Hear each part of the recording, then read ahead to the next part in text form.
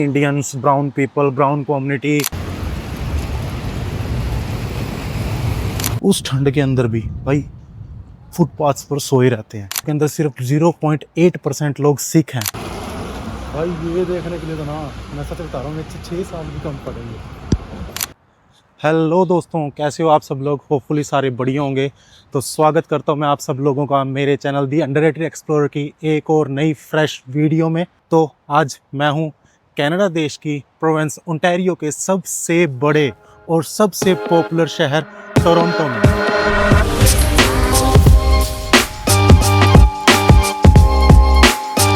तो ये सिटी ना किसी के लिए तो सपनों की नगरी है, यानी कि ड्रीम सिटी, लेकिन किसी के लिए मजबूरी और किसी के लिए चाह।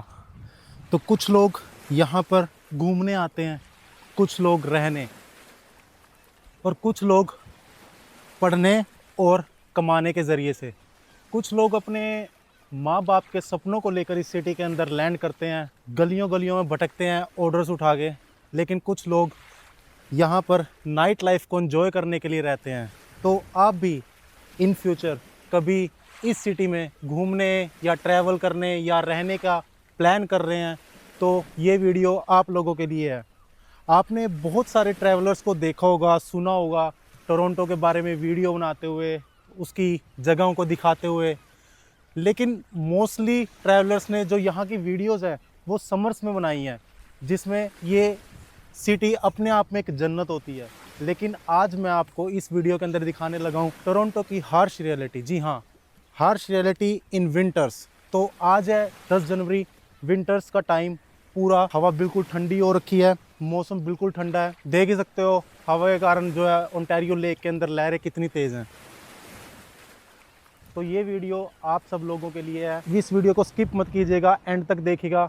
मैं भी शायद आपको कुछ ऐसी बात जो आपको कहीं से ना सुनने को मिली हो और इस सिटी के बारे में ना जानने को मिली हो, आपको इस वीडियो में मिल जाए। मैं ये तो नहीं कहता कि ये बेस्ट वीडियो होने वाली है अब तक की, लेकिन कोशिश करूँगा कि जितना मेरे एक्सपीरियंस से, यानी मेरे 6 साल के एक्सपीरियंस से कनाडा की इस सिटी के बारे में मैं आपको बता सकूँ, कन्वे कर सकूँ, हेल्प कर सकूँ आपके आने वाले ट्रिप या आने वाले टाइम के लिए, कि अगर आप इस सिटी के अंदर आना या रहना चाहते हैं। तो इस वक्त मैं हूँ हार्बर आर्क ब्रिज के पास।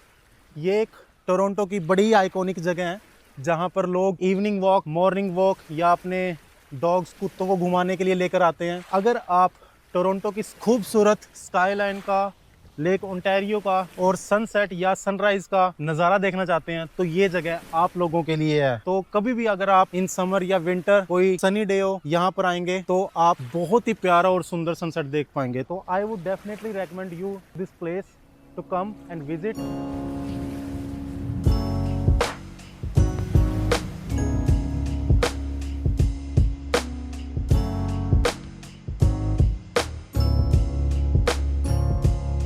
वीडियो में आगे बढ़ने से पहले हम बात कर लेते हैं टोरंटो की कुछ खास बातों के बारे में, जैसे कि यहाँ की पॉपुलेशन। तो एज़ पर 2021 सेंसस यहाँ की पॉपुलेशन थी 2.8 मिलियन, यानी कि 28 लाख के आसपास। लेकिन अप्रोक्सीमेशन 2024-2025 के हिसाब से यहाँ की जो पॉपुलेशन थी वो इंक्रीज़ होकर हो गई थी 3.1 मिलियन, यानी कि 31 से 33 लाख के आसपास। अगर मैं बात करूँ पूरे कनाडा की पॉपुलेशन की तो वो है इस वक्त 4.3 मिलियन, यानी कि 4.3 करोड़। तो आप समझ सकते हैं कि टोरंटो कितनी पॉपुलेटेड सिटी है। जो कनाडा है वो दुनिया का दूसरा सबसे बड़ा देश है और उसका भी इतना परसेंट पार्ट यहाँ टोरंटो में रहता है। तो ये है भाई यहाँ की एक iconic place, harbour arch bridge. तो ये जो स्टील फ्रेम ब्रिज है ये लेक ओंटारियो का बिल्कुल लास्ट कॉर्नर है यहाँ पे। और यहाँ पर बैठ के ना, मतलब टोरंटो को एंजॉय करना चाहते हैं, उसकी स्काईलाइन को एंजॉय करना चाहते हैं और चाहते हैं कि यहाँ पर रश भी ना हो, तो ये प्लेस आई थिंक आपके लिए सबसे बेस्ट हो सकती है। तो यहाँ पर बैठ के आप एंजॉय कर सकते हैं पीसफुली लेक ओंटारियो का और जो टोरंटो की स्काईलाइन है। और ये रात को लिटरली बहुत खूबसूरत लगता है। जो हमारी टोरंटो की बिल्डिंग्स हैं उनकी जो रोशनी है वो जिस टाइम लेक ओंटारियो के अंदर पड़ती है ना, वो बहुत ही खूबसूरत लगती है। यूजुअली वीकेंड्स इवनिंग्स पे यहाँ पर थोड़ा बहुत रश मिलेगा आपको, थोड़े बहुत लोग मिलेंगे, लेकिन वैसे जनरली यहाँ पर आपको इतने लोग देखने को नहीं मिलते। जैसे कि आप देखिए यहाँ पर सामने कुछ लोग हैं जो वॉक कर रहे हैं और बैठे हुए हैं और इन्जॉय कर रहे हैं। लेक ओंटारियो के इस व्यू का और सामने टोरंटो की स्काईलाइन का। सीएन टावर तो भाई देखने को ही नहीं मिल रहा क्योंकि वो बादलों के बीच में छिपा हुआ है इस टाइम पूरे तरीके से। भाई पर्सनली ना मुझे ये जगह बहुत पसंद है क्योंकि यहाँ से ना आपको टोरंटो की स्काईलाइन का पूरा व्यू नज़र आता है और लेक ओंटारियो का भी आप इतना शांति में बैठ के जो उसका व्यू है उसको एंजॉय कर सकते हो। इस टाइम हवा बहुत ज़्यादा तेज़ है और बहुत विंडी है, मतलब इतनी ठंडी हवा है ना कि मेरे होंठ जम रहे हैं अभी बात करते हुए, लेकिन यहाँ से जाने का मन ही नहीं करता। मतलब आप नज़ारा देखो यार, सामने टोरंटो स्काईलाइन और उसके सामने लेक ओंटारियो की लहरें। भाई कहने को लेक ओंटारियो है, ये कहने को कोई लेक है, लेकिन है ये सच में एक ओशियन की तरह ही। देखो आप लहरें देखो इसकी, और विंड गस्ट इतनी तेज है ना, बहुत ज्यादा।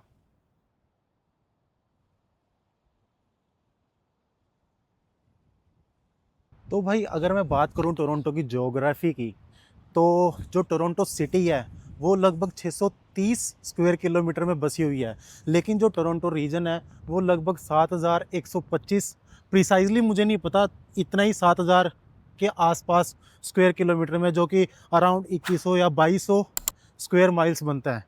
मैंने यहाँ पे टोरंटो सिटी और टोरंटो रीजन को अलग अलग क्यों डिफरेंशिएट किया है, इसके बारे में अभी आपको थोड़ी देर में बताऊंगा। अगर मैं अभी बात करूँ टोरंटो की बाउंड्रीज की, तो जो टोरंटो की साउदर्न बाउंड्री है वो कम्प्लीटली इस लेक ओंटारियो से टच करती है, और जो टोरंटो के वेस्ट में है वो पड़ता है मिसिसागा, और टोरंटो के ईस्ट में है स्कारब्रो, और जो टोरंटो की नॉर्दर्न साइड है वो स्टार्ट होती है नॉर्थ यॉर्क से, या फिर आप स्टील एवेन्यू है एक, उससे भी कह सकते हो, जिससे वो स्टार्ट होता है। और अगर मैं बात करूं टोरंटो के टोटल डिस्टेंसेस की, तो टोरंटो का नॉर्थ टू साउथ लगभग 21 किलोमीटर डिस्टेंस में है, और ईस्ट टू वेस्ट 43 किलोमीटर्स के आसपास पड़ता है। तो ये है टोरंटो की ज्योग्राफी। चलो बाकी एक बार हम हार्बर आर्क ब्रिज को एंजॉय कर लेते हैं इससे पहले कि बारिश हो, देख के आते हैं कैसा है। वैसे मैं तो यहाँ काफ़ी बार आ चुका हूँ, लेकिन आप लोगों के लिए एक बार और सही। चलिए।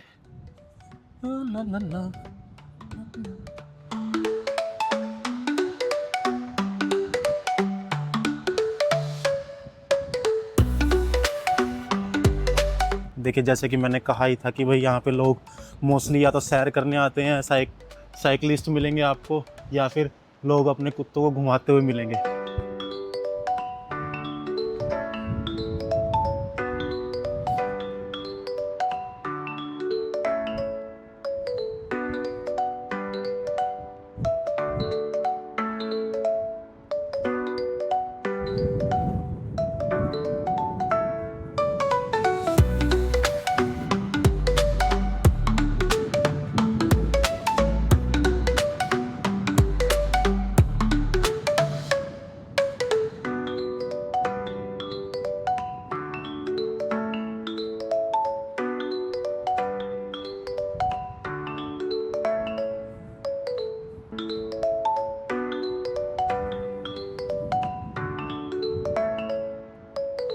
बाकी भाई मैं आपको एक और चीज़ दिखाता हूँ जो वेस्टर्न कल्चर में काफ़ी आपको देखने को मिलेगी।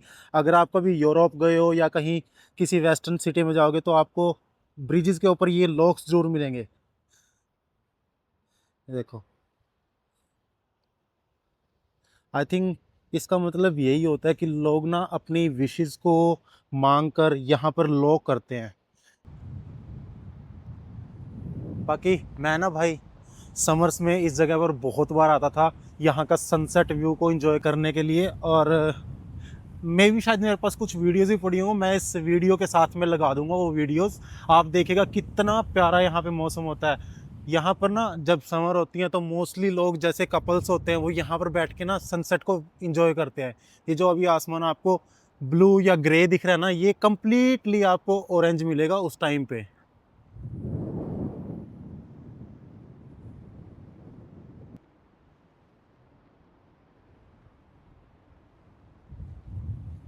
तो भाई चलो अभी आगे चलते हैं, टोरंटो के बीच में चलते हैं और मैं आपको और दिखाता हूँ टोरंटो की मेन जगह, और उसके बारे में हम आगे बातें करते हैं। तो एक बार मैं गाड़ी में चला जाऊं क्योंकि हवा यहाँ पे बहुत तेज़ है। और जितना भी इस टाइम मैं हार्बर के पास रहूँगा ना, भाई पूछो मत, ठंड से दिमाग जम रहा है, पूरा ख़राब हो रहा है, सिर दर्द होने को हो गया क्योंकि हवा बहुत ठंडी है। और आज जो है वेदर वो रेनी बताया हुआ है और विंडी है, तो मैं भी शायद इसी कारण से जो है अभी हवा बहुत ज़्यादा तेज़ है। तो चलिए अभी फटाफट हम एक बार कार में चलते हैं और फिर आगे की जर्नी को कंटिन्यू करते हैं।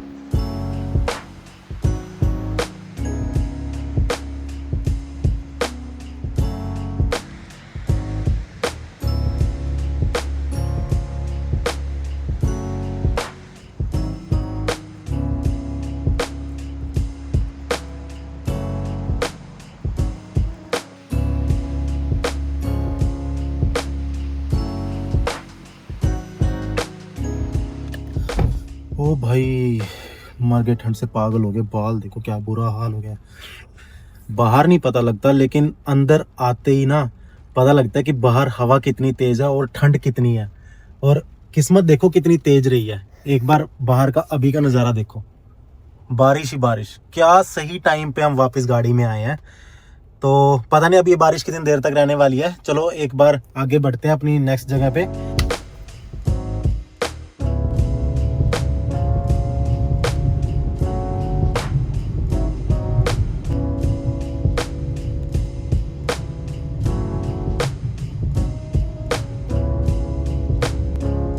ये देखो भाई, लोग ना दीवाने हैं यहाँ आइस हॉकी के। और अभी जो है मेरे ख्याल से मैच चल रहे हैं। और देखो भाई साहब, जर्सीज के अंदर लोग पागल हुए रहते हैं आइस हॉकी के लिए ना, टोरंटो के अंदर। और बाकी अगर मैं आपको बताऊं ना, ये जो मैं पार्किंग में हूँ, ये आई थिंक सीएन टावर से ओनली 500 से 600 मीटर पर ही है। और यूजुअली यहाँ पर ना पार्किंग बहुत महंगी है, $30, $20, $40 के आसपास आपको जो है पार्किंग मिलेगी। लेकिन ये जो पार्किंग मैंने ली है ना, ये मेरे को पड़ी है $7 की, शायद $7 to $8 की। और ये पार्किंग मैंने ऑलमोस्ट 6 से 7 घंटे के लिए ली है और अंडरग्राउंड पार्किंग है। इसके पीछे भी ना एक हैक है कि अगर टोरंटो में पार्किंग आपको चाहिए ना, तो उसके लिए एक प्रॉपरली तरीका है। तो अगर आपको भी जानना है कि आप चीप पार्किंग कैसे ले सकते हो टोरंटो के जो आइकॉनिक प्लेसेस हैं उनके आसपास में, तो आप मेरे को ना कमेंट कर सकते हैं। तो उसके लिए मैं स्पेशल एक अलग से वीडियो बना दूंगा और जो कि आपको हेल्प करेगी अगली बार कभी भी। और ऐसा नहीं कि सिर्फ टोरंटो ही, मतलब यूएस में, कनाडा के अंदर जितनी भी आइकॉनिक टूरिस्ट प्लेसेस हैं उनके आसपास अगर आपको अपनी कार के लिए पार्किंग चाहिए तो मेरे को एक बार कमेंट कर देना और आपके लिए एक स्पेशल वीडियो बना दूंगा इस चीज़ के ऊपर भी। तो चलो अभी चलते हैं एक बार ऊपर, देखते हैं मौसम कैसा है कैसा नहीं है। निकलते हैं एक बार यहाँ से, देखते हैं कहाँ को रास्ता है ऊपर निकलने का। पहुँच तो गया मैं एक बारी, हाँ, टोरंटो के अंदर। और देखो एक बार आसपास क्या माहौल है, क्या नज़ारा है। बारिश लग रही है पड़ने यहाँ पे इस टाइम पे। और देखना एक बार,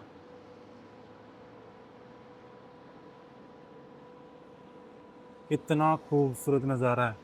इतनी ऊंची ऊंची बिल्डिंगें मिल गई हैं देखने को। और आप देखो कुछ के तो चलो ठीक है, नीचे से तो सब दिख रहा है, लेकिन कुछ बिल्डिंग्स का तो ना लिटरली टॉप बादलों में ही घुसा पड़ा है। बादलों में इनका वो टॉप फ्लोर्स, पेंट हाउस तो दिखने ही नहीं लग रहे। बाकी चलो भाई, लाइट हो गई है, बढ़ते हैं एक बार आगे। तो मैंने ना अभी थोड़ी देर पहले आपसे वीडियो के अंदर बात की थी टोरंटो सिटी और टोरंटो रीजन के बारे में। जो टोरंटो सिटी है और रीजन है, इसको मैंने अलग अलग से क्यों स्पेसिफाई किया था भाई, दोनों में ना डिफरेंस है। तो अगर आप भी इन फ्यूचर कभी यहाँ पर आने का प्लान कर रहे हो ना, तो ये चीज़ आपको बहुत सुनने को मिलेगी। और आई जस्ट वांट कि आपको ये चीज़ पता होनी चाहिए। तो जो टोरंटो सिटी है वो अपने आप में एक सिटी है, लेकिन जो रीजन है वो काफ़ी बाद में बनाया गया था। तो जैसे जैसे मतलब टोरंटो बढ़ता गया, इसकी पॉपुलैरिटी बढ़ती गई अमंग वर्ल्ड, तो उसके बाद कनाडा की गवर्नमेंट ने क्या किया, जो इसके आसपास के इलाके थे उनको भी सिमिलरली तरीके से और वे में ग्रो कराने के लिए उन्होंने इन सारे एरिया को इसके अंदर मिला दिया। तो जो टोरंटो रीजन है उसको एक्चुअली यहाँ पर कहा जाता है GTA। GTA मीन्स वो GTA नहीं जो हमारी गेम वाला ग्रैंड थीफ ऑटो वाला नहीं। GTA का मतलब है ग्रेटर टोरंटो एरिया।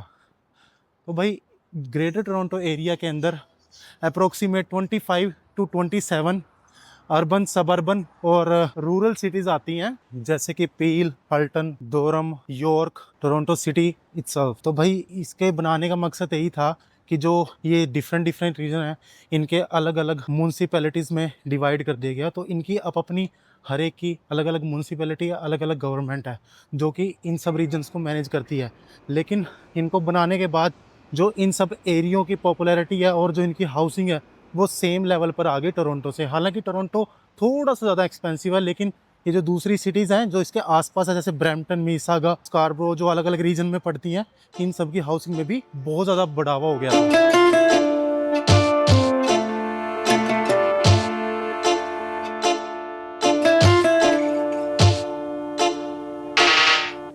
तो भाई मैं अभी पहुंच गया हूँ यहाँ की सबसे बड़ी आइकॉनिक प्लेस, सबसे ज़्यादा जानने मानने वाली जगह।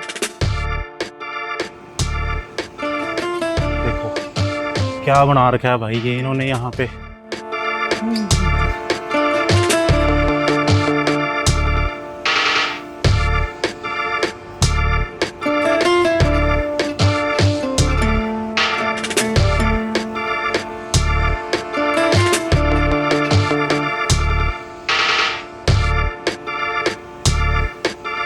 तो भाई पूरा का पूरा ना इस टाइम क्लाउडी मौसम के कारण ना दिखने ही नहीं लग रहा जो इसका टॉप है।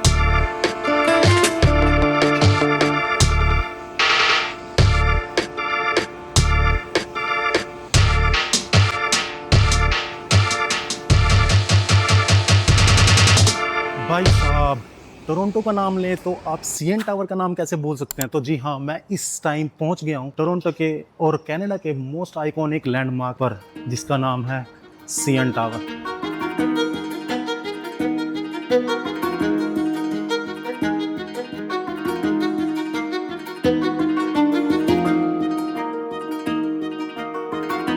तो भाई ये जो सीएन टावर है, ये अपने आप में इंजीनियरिंग का अलग से अजूबा है।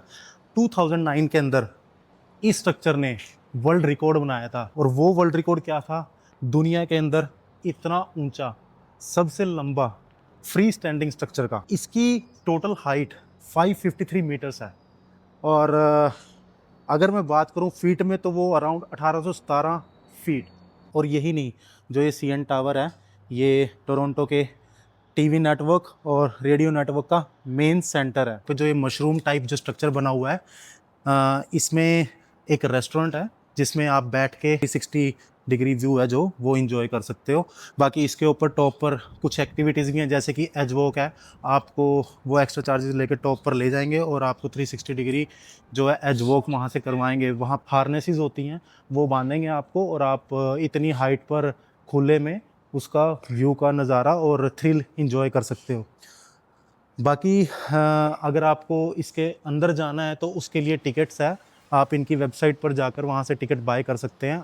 तो भाई ये ना सच में बहुत ही खूबसूरत जगह है। अगर आप लिटरली यहाँ घूमने आ रहे हो तो आप इस जगह को मिस नहीं कर सकते।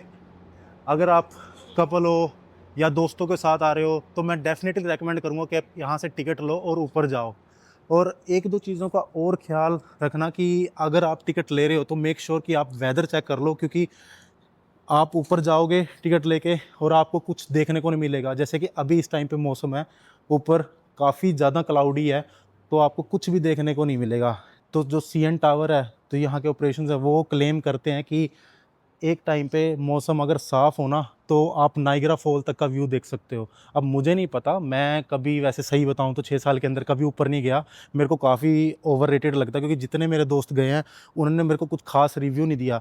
बट लेकिन चलो इस बार एक बार समर में जब थोड़ा मौसम क्लियर होता है, मैं फिर एक बार जाके आता हूँ, पर कैसा है कैसा नहीं देख के आता हूँ और फिर मैं आपको बताऊँगा। लेकिन अगर आप स्पेशली टोरंटो घूमने आ रहे हो या फिर कनाडा घूमने आ रहे हो तो आप इस जगह का विज़िट ज़रूर कीजिएगा और ऊपर जाके ज़रूर देखिएगा। लेकिन सिर्फ एक चीज़ कि मौसम का ख्याल रखिए कि हाँ, जो विजिबिलिटी है वो अच्छी हो और क्लाउडी ना हो, सनी हो। बाकी भाई CN टावर के साथ में ही एक यहाँ पे एक्वेरियम है जो कि काफ़ी फेमस है। ये भी टूरिस्टिक प्लेस है। जितने भी लोग यहाँ घूमने आते हैं वो लोग इसके अंदर ज़रूर जाते हैं, तो आप इसके अंदर भी जा सकते हैं। उसके लिए अभी आपको अलग से टिकट बाय करनी पड़ेगी। अभी मेरे पास जो है टाइम की शॉर्टेज होने के कारण मैं इसमें आपको जाके नहीं दिखा सकता, लेकिन मैं डेफिनेटली आगे के जब भी इसके अंदर जाता हूँ तो मैं आपको इसका भी व्यू ज़रूर शो करूँगा। बाकी आप यहाँ खड़े होकर CN टावर के साथ साथ जो है टोरंटो की स्काई लाइन का पूरा नज़ारा ले सकते हैं। देखिए,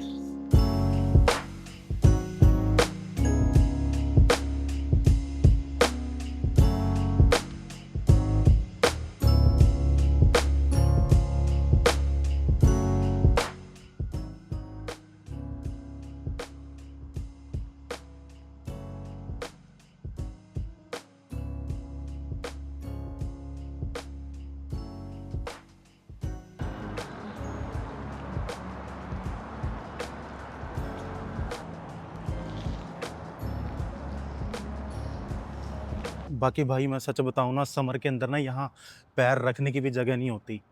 इतना क्राउड होता है ना, इतना क्राउड ही होता है भाई, पूछो मत। यहाँ पर ना लिटरली आधे आधे 1-1 किलोमीटर की लाइंस लगी रहती हैं। और आज देख लो, मतलब इतना कूल है ना।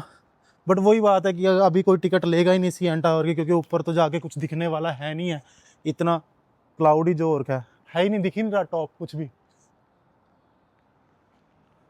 बाकी हाँ, एक्वेरियम के लिए काफ़ी लाइंस लगी हुई हैं, लोग जा रहे हैं अंदर देखने को। बट अभी मैंने कुछ और चीज़ों के ऊपर यहाँ के बात करनी है, वो मैं एक बार यहाँ से निकलूँ फिर चलते हैं, एक बार वहाँ पे बात करते हैं।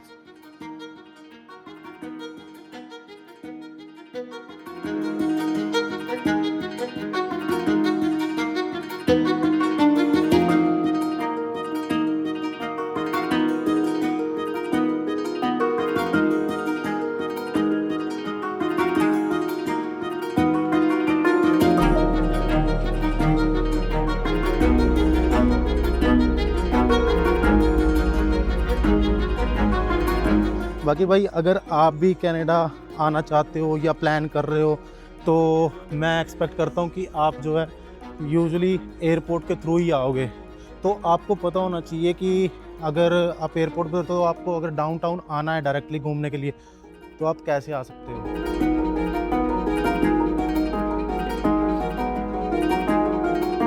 तो एयरपोर्ट से आपके पास 3 या 4 वेज़ हैं टोरंटो डाउनटाउन तक आने के लिए।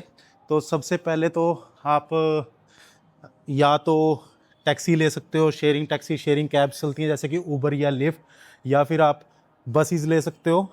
TTC जो कि टोरंटो की ट्रांसपोर्ट कंपनी है, उसकी वहाँ पर बसेस और मेट्रोज चलती हैं, आप वो ले सकते हो। या फिर गो ट्रेन चलती है जो कि टोरंटो रीजन के अंदर कहीं भी अगर आपको जाना है तो आप उसके थ्रू जा सकते हो। या फिर सबसे बेस्ट वे जो है, एयरपोर्ट से यूनियन स्टेशन के लिए एक स्पेशल ट्रेन चलती है जिसका नाम है union Pearson train. I think union Pearson express train, जिसको यूपी एक्सप्रेस भी कहा जाता है, वो लेकर आप वहाँ से आ सकते हो। बाकी अदरवाइज तो है ही है कि या तो आप शटल ले सकते हो, अगर आपने ऑलरेडी कोई होटल या हॉस्टल जो है वो बुक कराया हुआ है तो वो आपके लिए शटल में भी बुक कर देते हैं, या फिर आप वहाँ से टैक्सी रेंटल कर सकते हो। लेकिन जो मैं कभी भी रेकमेंड नहीं करूँगा, क्योंकि अगर आप टोरंटो आ रहे हो, आपके पास रेंटल कार है, आप फंस जाओगे। क्योंकि टोरंटो के अंदर बहुत ट्रैफिक रहती है वीकडेज़ में, और वीकेंड्स के अंदर आपको सिंपली 5 से 10 किलोमीटर जाने के लिए भी ऑलमोस्ट 1 घंटा ईज़िली लग जाएगा। तो मैं यही रेकमेंड करूँगा कि टोरंटो आ रहे हो तो या तो उबर का यूज़ करो, जो कि वो भी खैर टाइम लगेगा लेकिन आपको ड्राइविंग के लिए तंग नहीं होना पड़ेगा। या फिर अपनी कार का और रेंटल का ये भी डिफरेंस है कि आप अपनी कार या रेंटल लेके आओगे तो आपको पार्किंग्स बहुत मुश्किल होंगी, क्योंकि पार्किंग्स यहाँ पर बहुत महंगी है और मिलना भी बहुत मुश्किल है। और आप यहाँ पर नॉर्मली कार्स को रोड्स के ऊपर नहीं खड़ी कर सकते, जो कि आपको बहुत महंगी टिकट्स लग जाएंगी। तो मैं यही रेकमेंड करूँगा कि जब भी आ रहे हो तो या तो बस लो, या फिर यहाँ की जो गो ट्रेन है, या फिर मेट्रो। ये 3 ऑप्शन सबसे बेस्ट है यहाँ आने के लिए।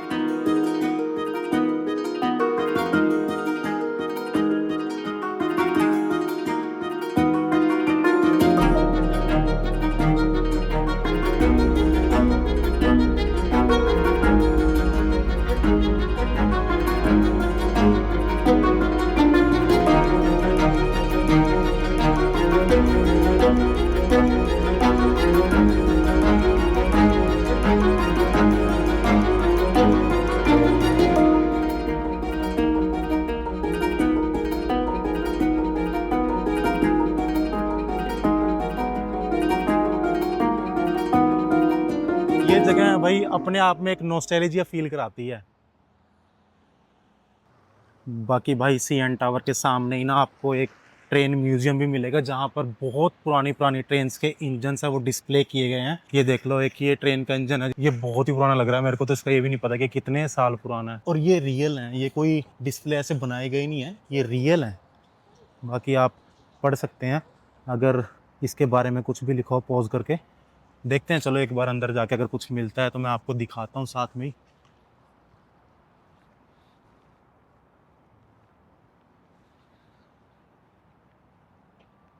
देखो, आप पॉज करके इसके बारे में पढ़ सकते हैं। बाकी इन्होंने यहाँ पर, ये मुझे नहीं पता ये क्या बनाया हुआ है, यहाँ पे एक पटरी भी है, क्रॉसिंग जैसे टॉय ट्रेन्स के लिए है शायद, पतली सी पटरी है।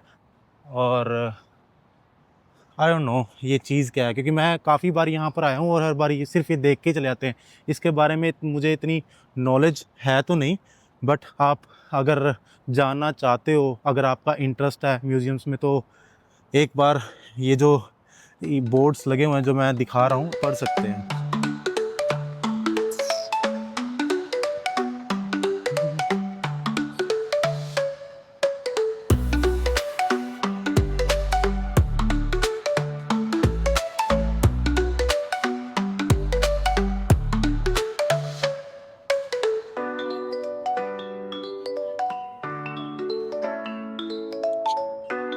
आई थिंक ये डिफरेंट डिफरेंट ईयर्स की जो हैं वो कैनेडियन पैसिफिक जो यहाँ से हॉलीडे ट्रेन चलती है वैनकूवर से टोरंटो की, उसकी डिस्प्लेज हैं ईयर बाय ईयर। और इसी के साथ में ना ये एक इनका रेलवे का जो रेस्टोरेंट बनाया हुआ है, बाकी इन पे नंबर्स भी लिखे हुए हैं जैसे 27, 28। आई थिंक ये प्लेटफॉर्म के वे में बनाया हुआ है, जैसे थीम जो है इसकी वो कैनेडियन पैसिफिक के जो प्लेटफॉर्म्स हैं उससे इंस्पायर होकर ये जो रेस्टोरेंट है ये सामने बनाया गया है। और बहुत लोग यहाँ पर बैठे हुए हैं इस टाइम अंदर, मैं देख पा रहा हूँ, और अपना इंजॉय कर रहे हैं टाइम को। आज वेदर काफ़ी वार्म है, मतलब as compared to other days.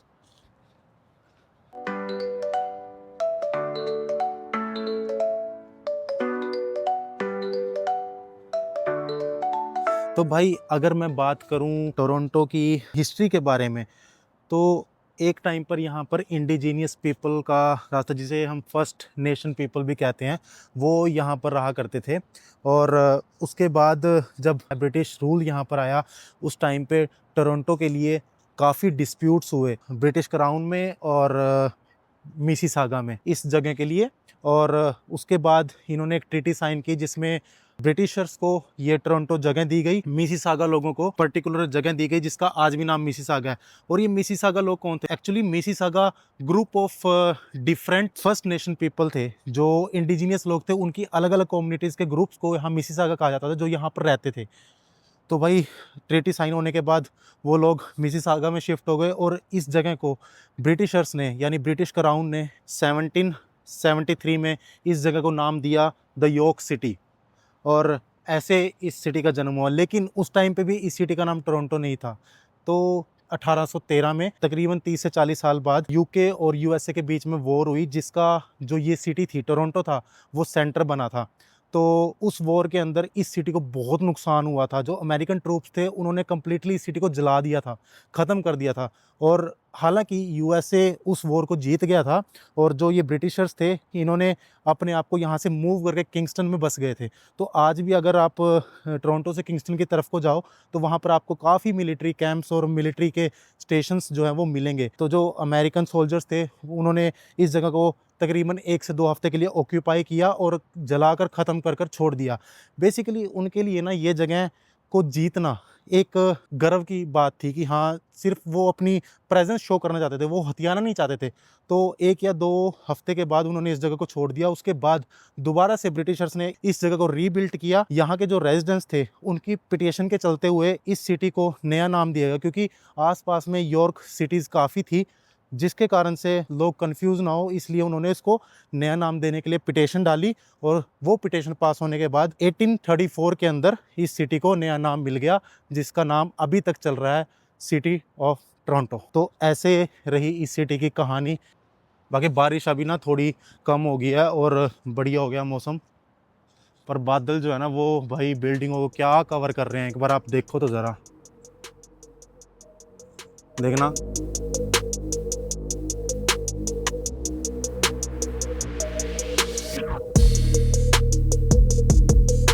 अब ना रात को जितना आप रात को यहाँ घूमोगे ना, तो यहाँ के जो नज़ारा है, यहाँ का जो व्यू है वो कम्प्लीटली चेंज होता जाएगा, क्योंकि लाइट्स इतनी वाइब्रेंट हैं और इस सिटी की जो वाइब है ना वो भाई असली तो देखने को रात को ही मिलती है। और मोस्टली लोग जितने मेरे फ्रेंड्स हैं जो यहाँ पर रहते हैं, उनसे मैंने बात की कि भाई, क्योंकि मुझे क्या है, मुझे इस सिटी से सिर्फ एक ही शिकायत है, वो है ट्रैफिक। भाई ये सिटी में बहुत ट्रैफिक है, आपको छोटी छोटी जगह पे भी निकलना पड़ जाए ना तो आपको भाई बहुत स्ट्रगल करनी पड़ती है। तो जितने मेरे दोस्त यहाँ पर रहते हैं मैं उनसे बात करता हूँ कि हाँ भाई आप इस सिटी में सर्वाइव कैसे करते हो इतनी ट्रैफिक में, तो भाई उनका सिर्फ एक ही चीज़ का कहना है कि रहो, आपकी प्रायोरिटी आपको पता नहीं चाहिए। उनकी प्रायोरिटी यहाँ पर रहने के लिए सिर्फ एक नाइट लाइफ है, और रात को वो निकलते हैं भाई, उनके पास कोई कार नहीं है, कोई कुछ नहीं है, वो पैदल इन स्ट्रीट्स पर घूमते हैं। और लिटरली समर्स में तो ना आपको पैर रखने की जगह भी नहीं मिलेगी इन स्ट्रीट्स के अंदर। और जो इस शहर की वाइब है ना वो यहाँ की लाइट्स में ही है भाई। बाकी लो आ गए हम कैनेडियन लुक के अंदर, क्योंकि बाहर बारिश होने के कारण ना काफ़ी ज़्यादा ठंड बढ़ गई थी, तो कैप मैं लेके आया था साथ में। तो यही मैं आपको रेकमेंड करूँगा कि कल को आप अगर कभी कनाडा घूमने आ रहे हो या टोरंटो घूमने, यहाँ के वेदर का भाई कोई भरोसा नहीं है, तो मेक श्योर आपके पास प्रॉपर गियर होने चाहिए, चाहे बेशक गर्मी भी हो, क्योंकि यहाँ का मौसम ना चेंज होते टाइम नहीं लगाता। तो इसलिए आपके पास एक तो प्रॉपर ग्लव्स और एक कैप हमेशा आपके बैग में होनी चाहिए। और दूसरी एक चीज़ कि अगर आप जो यहाँ पर ट्रैवल कर रहे हो और विंटर टाइम में ट्रैवल कर रहे हो, तो आपके जो शूज़ हैं वो वाटर प्रूफ होने चाहिए। तो वो आपके जो है वाटर प्रूफ होने चाहिए, क्योंकि जो सड़कों पर यहाँ पर स्नो होती है, ठीक है, उस स्नो में यहाँ की जो गवर्नमेंट है उस स्नो को पिघलाने के लिए यहाँ पर सॉल्ट घेरती है, जो सॉल्ट ना आपके पैरों को बहुत ख़राब कर देगा अगर वो टच हो गया तो इसलिए आपके पास प्रॉपर वाटरप्रूफ शूज़ होने चाहिए अगर आप सर्दियों में यहाँ पर आ रहे हो। भाई आपका तो पता नहीं, लेकिन मैंने जो है ना टोरंटो को पहली बार डिस्कवरी चैनल पर जो एक शो आता था ना जिसमें मेगा सिटीज़ दिखाते थे कि वो कैसे बनी है, तो मैंने वहाँ पर देखा था। और जो टोरंटो सिटी है ना वो बहुत ही प्लान्ड सिटी है भाई। इस सिटी के अंदर ना, इस सिटी के अंदर नीचे तकरीबन 30 किलोमीटर की टनल्स बनी हुई हैं, जो कि 70 से ज़्यादा बिल्डिंग्स को कनेक्ट करती हैं आपस में, और ऑलमोस्ट ये लगा लो हर एक शॉपिंग सेंटर को कनेक्ट करती है। जैसे कि यहाँ का जो फेमस शॉपिंग सेंटर है ईटन सेंटर, उसको भी वो टनल्स कनेक्ट करती हैं। तो आप पूरा डाउनटाउन जो है टोरंटो का वो उन टनल्स के थ्रू जो है घूम सकते हो। और जैसे कि मैंने आपको बताया यूनियन स्टेशन जो यहाँ का सेंट्रल स्टेशन है, वहाँ से आप उन टनल्स के थ्रू कहीं पर भी जितने भी आइकॉनिक प्लेस हैं आपको वो आइकॉनिक प्लेस पर घूमने के लिए जो है वो हेल्प करेंगे। अब बहुत ही बिजिएस्ट सिटी है। अगर टोरंटो की मैं आज की बात करूं तो ये जो है ना भाई कनाडा का सेंटर बन चुका है, और कनाडा का बहुत बड़ा फाइनेंशियल हब है। लोग यहाँ पर अपॉर्चुनिटीज देखते ऐसे नहीं आते। कनाडा का जो स्टॉक एक्सचेंज है टोरंटो स्टॉक एक्सचेंज, जो दुनिया का 9वां सबसे बड़ा स्टॉक एक्सचेंज है, उसका हेडक्वार्टर भी जो है वो टोरंटो में ही है। और भाई यही नहीं, जो कनाडा के बिग 5 फाइनेंशियल इंस्टीट्यूशंस हैं जैसे कि RBC, TD, BMO, CIBC, Scotia bank, इनके जो हेडक्वार्टर्स हैं वो भी टोरंटो में ही हैं। जो कनाडा का सबसे बड़ा आईटी हब है वो भी टोरंटो में ही है। आप यहाँ पर जितने भी आपके आसपास आईटी लोग होंगे वो मोस्टली टोरंटो में ही रहना पसंद करेंगे और टोरंटो में ही रुकना पसंद करेंगे।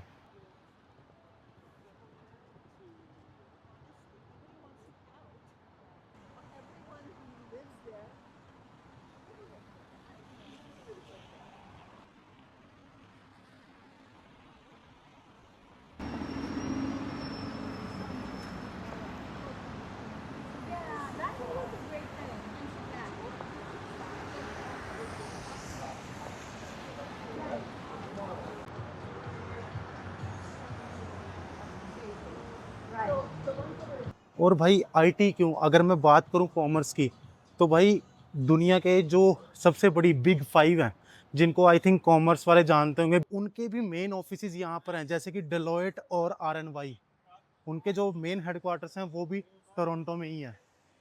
तो भाई ऐसे ही नहीं टोरंटो को अपॉर्चुनिटी के लिए लोग दूर दूर से यहाँ पर आते हैं रहने के लिए और काम करने के लिए। और भाई यही नहीं ना, आप अगर इस सिटी को पैदल घूमना पसंद करोगे तो पैदल भी घूम सकते हो। और ये देखो साइकिल्स, कितनी सारी साइकिल्स हैं, आप इनको रेंट कर सकते हो और इनको यहाँ से पिक करके जहाँ पर भी आपको जाना है वहाँ जाकर आपको इनका स्टेशन मिल जाएगा और उसको वहाँ पर ड्रॉप कर सकते हो। बाकी हर एक गली में आपको पब्लिक पार्किंग्स मिल जाएंगी, लेकिन ये यूजुअली बहुत महंगी होती हैं। और बीच बीच में इन बिल्डिंग्स के आपको टोरंटो का आर्किटेक्ट और इसकी हिस्ट्री देखने को मिल जाएगी। देखो क्या सुंदर लग रहा है।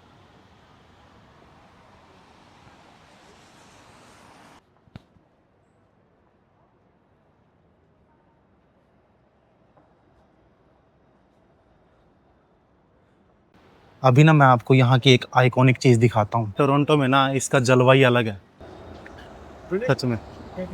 भाई ट्रैम्प जब निकलते हैं ना इतनी सुंदर लगते हैं ना।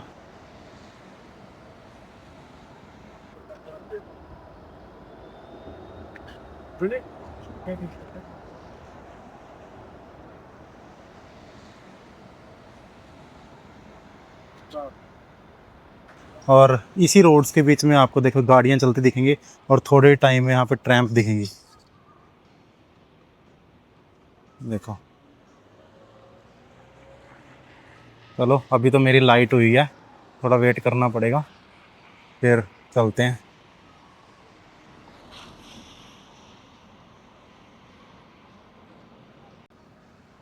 इन सिटीज़ में ना भाई एक चीज़ आपको बड़ी कॉमन मिलेगी, नॉट ओनली इन टोरंटो, कि अगर आप यूएस की भी किसी सिटी में जाते हो ना तो आपको जो होमलेस है ना ये बहुत मिलेंगे इन सिटीज़ के अंदर।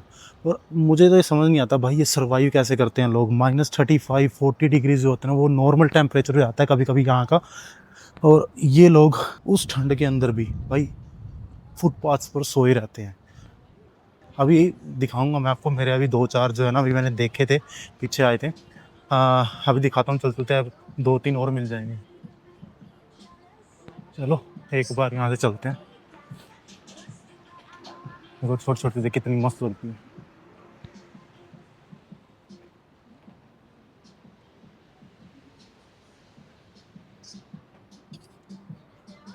भाई जो गर्मियाँ होती है ना तो ये सारे रेस्टोरेंट्स हैं ना जब बाहर आ जाते हैं और यहीं पर इनकी चेयर्स लगी होती हैं। आप सिटी की पूरी वाइब बैठ के खाते हुए एंजॉय कर सकते हो। और ये जो जितनी भी आइकॉनिक प्लेसेस है ना टोरंटो की, जैसे कि सीएन टावर है, नेथन फिलिप स्क्वायर है और डंडास स्क्वायर है, ये कोई ज़्यादा दूर नहीं है। अगर आप चलते हो ना मतलब 1 किलोमीटर 1.5 किलोमीटर तो आप ये इजीली वॉक करके आराम से कवर कर सकते हो। इनके लिए आपको कोई स्पेशल बस या स्पेशल टैक्सी लेने की ज़रूरत नहीं। यहाँ भी देखा आपने जैसे कि मैं गाड़ी पार्क की है और ½ किलोमीटर पे सीएन टावर था और अभी 1 किलोमीटर पे नेथन फिलिप स्क्वायर। यही वो आइकॉनिक जगह है नेथन फिलिप स्क्वायर, जिसकी आपने फ़ोटो देखी होगी आपके चाचा के लड़के, मामा के लड़के, ताऊ के लड़के की प्रोफाइल में। जी हाँ, जो भी यहाँ पे टोरंटो रहता है ना वो डेफिनेटली यहाँ पर फ़ोटो खिंचाता ही है। अब ये चीज़ का तो मेरे ख्याल से इंडिया भी बहुत हो गया है कि बाकी देखो अभी मौसम कितना ख़राब होने के बाद भी ना लोग कैसे यहाँ पर घूम रहे हैं। और ये कोई बाहर से आए हुए लोग नहीं है भाई, ये सारे यहीं के लोग हैं। अभी तो देखो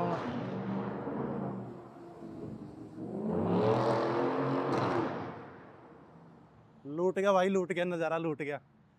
ये बड़ी आम बात है भाई यहाँ, ये बड़ी आम बात है।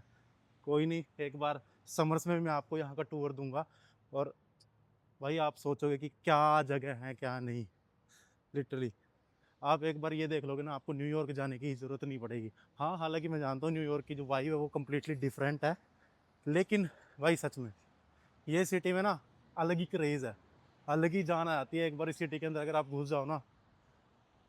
ठीक है मुझे रश पसंद नहीं है, but sometimes like after 2 or 3 consecutive months of work you can come here and enjoy. See.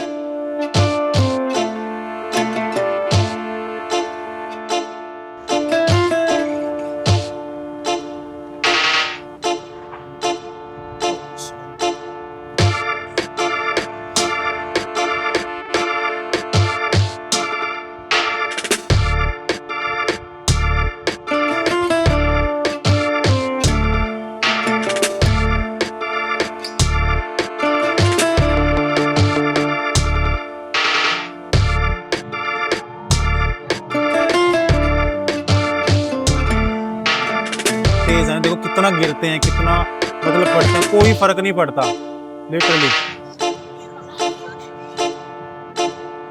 देखो भाई क्या हलचल मच रखी है, क्या भीड़ है।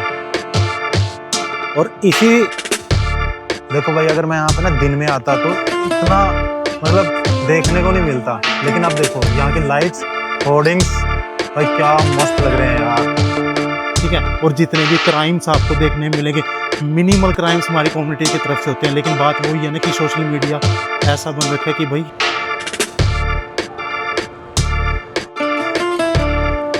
शॉक हो जाओगे। तो भाई टोरंटो के अंदर सिर्फ 0.8% लोग सिख हैं जो यहाँ पर हैं।